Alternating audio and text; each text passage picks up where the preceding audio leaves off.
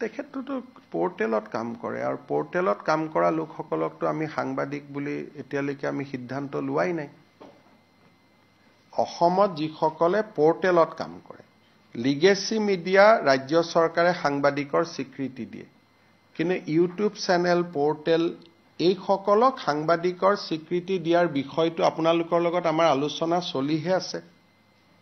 সিদ্ধান্তটো হোৱাই নাই আমি কোনো পোৰ্টেলক ডিআইপিআৰে সাংবাদিকৰ মৰ্যাদা আজিলৈকে দিয়া নাই তেওঁলোকে নিজে নিজে পোৰ্টেল চলাই আছে বেলেগ কথা ৰেজিষ্ট্ৰেচনো নিদিও আমি এডভাৰটাইজো নিদিও আই কাৰ্ডো নিদিও গতিকে এই ব্যক্তিজন অসম চৰকাৰৰ সাংবাদিকৰ সংজ্ঞাত তেখেত নপৰে আমি অসমে এতিয়ালৈকে ইলেক্ট্ৰনিক্স মিডিয়া আৰু প্ৰিণ্ট মিডিয়াৰ জাৰ্নেলিষ্টকহে আমি সাংবাদিক বুলি ধৰো আৰু আন পোৰ্টেল সমূহক এতিয়ালৈকে সাংবাদিক বুলি আমি ধৰাৰ সিদ্ধান্ত লোৱা নাই আৰু সেই বিষয়ে সাংবাদিকসকলৰ লগত আমাৰ আলোচনা চলিহে আছে আৰু তেওঁলোকে নিজে যদি বিচাৰে যে আমাক ৰেজিষ্ট্ৰেচন কৰক আমি তেওঁলোকক ৰেজিষ্ট্ৰেচন কৰাৰ কাৰণে ৰাজি আছো কিন্তু তেওঁলোক নিজেও আগবাঢ়ি অহা নাই সেইকাৰণে পোৰ্টেল জাৰ্নেলিষ্টসকলক যদিও ঘৰুৱা ভাষাত আমি জাৰ্নেলিষ্ট বুলি কওঁ কিন্তু তেওঁলোকক সাংবাদিকতাৰ স্বীকৃতি আমিও দিয়া নাই আৰু তেওঁলোকেও আমাৰ পৰা বিচৰা নাই গতিকে মই ভাবো যে এইটো এজন ইন্ডিভিজুৱেল ব্যক্তি আৰু তেনেকেতো অসমত বহুত কেছ ডেইলি ৰেজিষ্টাৰ হৈ থাকে আৰু এখেত সাংবাদিক নে ব্যৱসায়ী তাৰো এটা দৃষ্টিভংগী আছে কাৰণ তেওঁতো ডাম্পাৰ আদিৰ ব্যৱসায়ও কৰে গতিকে এটা ব্যৱসায়িক কাৰণত গ্ৰেপ্তাৰ হৈছে নে আন কাৰণত গ্ৰেপ্তাৰ হৈছে তাকো জানিব নোৱাৰি কিন্তু মই যিগৰাকী ব্যক্তিৰ নাম জানো তেওঁৰ 4-5খন ডাম্পাৰো আছে তেওঁ বিভিন্ন ব্যৱসায়ও কৰে পাৰ্ট টাইম এটা চেনেল এটা পোৰ্টেলত কাম কৰে আৰু সেই পোৰ্টেলটো ৰাজনৈতিক ব্যক্তিৰ পোৰ্টেল গতিকে এটা সাংবাদিকৰ ডেফিনেশ্যনত আহিব নাই আমি প্ৰেছ ক্লাবৰ লগত কথা পাতিব লাগিব না প্ৰেছ ক্লাবে প্ৰতিবাদ কৰিছে কিন্তু প্ৰেছ ক্লাবৰ লগত এতিয়ালৈকে সিদ্ধান্তই হোৱা নাই যে পোৰ্টেলক সাংবাদিকত ধৰিম নে নধৰিম এতিয়া যদি তেওঁলোক আগবাঢ়ি আহে আমিতো ভাল পাম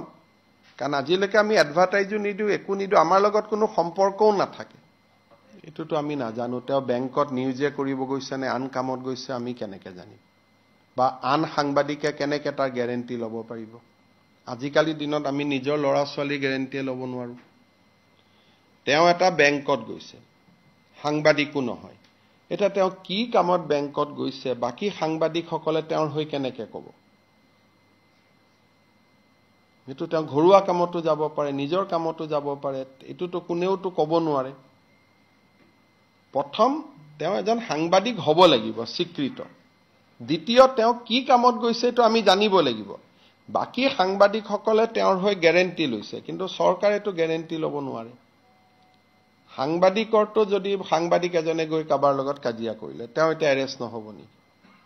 সাংবাদিক এজনে কাবাৰ লগত হুলস্থুল কৰিলে তেওঁ এৰেষ্ট নহব নেকি লিখা পঢ়াৰ ক্ষেত্ৰত এৰেষ্ট নহয় যদি লিখা পঢ়া কোনো ৰাইট আপৰ কাৰণে আমি এৰেষ্ট নকৰো আপুনি মোৰ এগেইনষ্টত লিখিলে তাৰ বাবে আপুনি গ্ৰেপ্তাৰ নহয় বা মই নকৰো বা আমি কোনেও নকৰো সাংবাদিকৰ যেটো এটা ফ্ৰীডম আছে এটো লিখনিক লৈ কিন্তু কাৰ্যালয়ত গৈ কি কথা বতৰা পাতে সেইটোতো এটা বেলেগ ইস্যু হৈ গল নহয় সেইকাৰণে সেই মানুহজনকো সাংবাদিকসকলে শুনিব লাগিব মই জানাত এতিয়ালৈকে সাংবাদিক সংঘ এপেক্স বেংকত গৈ মেনেজাৰজনৰ লগত কথা পতাই নাই যে আপোনাৰ তাত কিয় আহিছিল কিবা বেলেগ কথাত আহিছিল ঘৰুৱা কথাত আহিছিল লোন বিচাৰি আহিছিল লোন নিবিচাৰি আহিছিল তেওঁ তাতে লোন বিচাৰি গৈছিল নে কি বিচাৰি গৈছিল সেই কথাখিনিটো সাংবাদিক সংস্থাৰ প্ৰতিনিধি দল এটাটো এপেক্স বেংকত যাব লাগিব দুই পক্ষটো শুনিব লাগিব এতিয়ালৈকে কোনোৱেও যোৱা নাই মইতো নাজানো আপোনালোক তাতে এটা প্ৰতিনিধি দল তেওঁক হয়তো প্ৰেছ ক্লাবত মাতক এপেক্স বেংকৰ মেনেজাৰজনক নহলে আপোনালোক যাওক সাক্ষাৎ কৰক এনেকে সুধিলেতো সঁচা কথাটো ক'ব দিগদাৰ চাহ একাপ খাই কথাখিনি বুজি আহক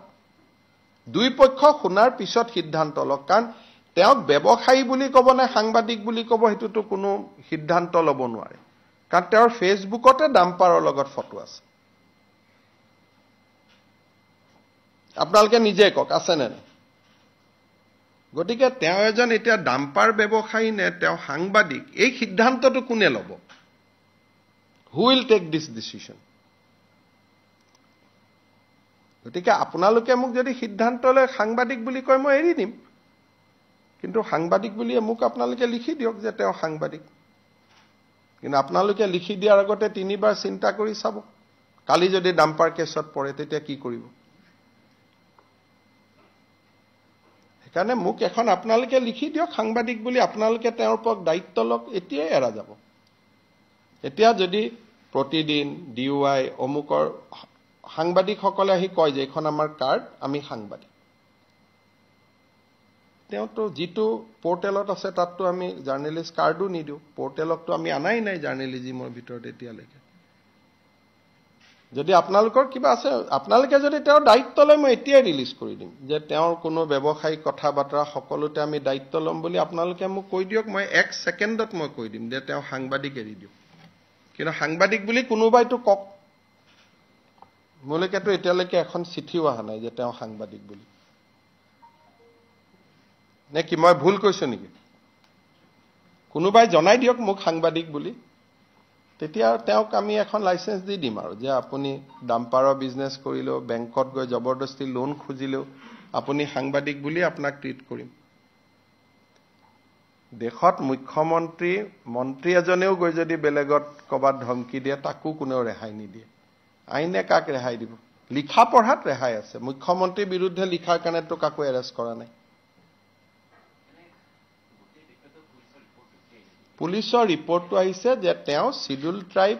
সম্প্ৰদায়ৰ বড়ো বুলি ব্যক্তি এগৰাকীক খুব ঘৃণনীয়ভাৱে ব্যৱহাৰ কৰিছিল আৰু দ্বিতীয় ৰিপৰ্টটো আহিছিল যে তেওঁ বেংকত এটা বৃহৎ পৰিমাণ টকাৰ লোন দাবী কৰিছিল তেওঁৰ ব্যৱসায়িক কাৰণে ইয়াত লিখা পঢ়াৰ লগত কথাটো জড়িত নাই যেটো পুলিচৰ ৰিপৰ্ট আৰু আজি বড়ো বোলা ব্যক্তিগৰাকীয়ে 164 ষ্টেটমেণ্টটো দিছে কোৰ্টত যে মোক অবাইজ ভাষাত গালিগালাজ কৰা হৈছিল বুলি কালি বেল দিলে কিন্তু আৰু 2-3টা কেছ আছে তেওঁৰ ওপৰত গতিকে পুলিচে গোটেইকেইটা কেছতে গ্ৰেপ্তাৰ কৰিব আৰু গোটেইকেইটা কেছতে তেওঁ বেল ল'ব কাৰণ তেওঁ ওপৰত এটা কৰিলে তলত আহি এটা কৰিলে আৰু গোটেইকেইটা কেছে সাংবাদিকতাৰ লগত জড়িত নহয় লিখাৰ কাৰণে তেওঁক এৰেষ্ট কৰা নাই সেইটো ভুল ভাবিবই নালাগে মইতো আজিও কৈছো আমাৰ ওপৰত যিমান লিখে লিখক লিখাৰ কাৰণে অসমত কোনো জাৰ্নেলিষ্টক কোনেও এৰেষ্ট নকৰে